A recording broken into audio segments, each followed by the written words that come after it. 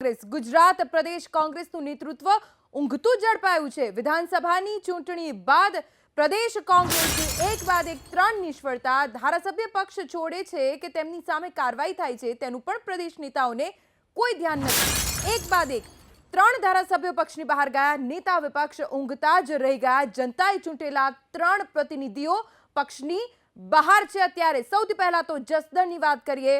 કુંવરજી બાવળિયા કોંગ્રેસ છોડીને ભાજપમાં જોડાયા, ત્યારબાદ ઊંઝામાં આશાબેન પટેલ કોંગ્રેસ છોડીને ભાજપમાં જોડાયા અને હવે ભગવાન બારડ। ગુલામીમાંથી આઝાદ થયેલા ભારતમાં સંવિધાનિક અધિકારોથી દેશના સામાન્ય માણસને આગળ ધપાવવા કોંગ્રેસ પક્ષ સંકલ્પિત રહી છે।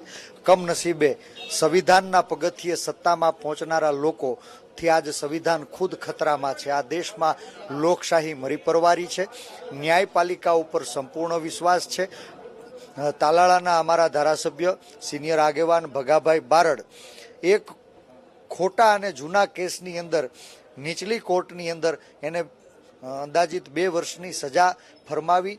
એ જ બોર્ડ રૂમની અંદર કોર્ટે જામીન મંજૂર કર્યા હતા અને 30 દિવસ સુધી એ નિર્ણય ઉપર અપીલ કરવા ભગાભાઈને પૂરતો સમય આપ્યો હતો। ત્યારે એ સજા લાગુ નહીં થઈ હોવા છતાં દેશના નીતિ નિયમો અને કાયદાઓને કચડી સત્તાની સીડી ચડવા માંગતા ભારતીય જનતા પાર્ટીના શાસકોએ વિરોધ પક્ષના એક ધારાસભ્યને, જનતાના આશીર્વાદથી ચૂંટાયેલા જનપ્રતિનિધિને વિધાનસભાની સેવાઓથી નિલંબિત કરવાનો પ્રયાસ કર્યો છે। એને વખોડી કાઢીએ છીએ અને અમને સંપૂર્ણ વિશ્વાસ છે કે ન્યાયપાલિકામાં દેર સહી અંધેર નથી, આવતા દિવસમાં સત્યનો વિજય થશે।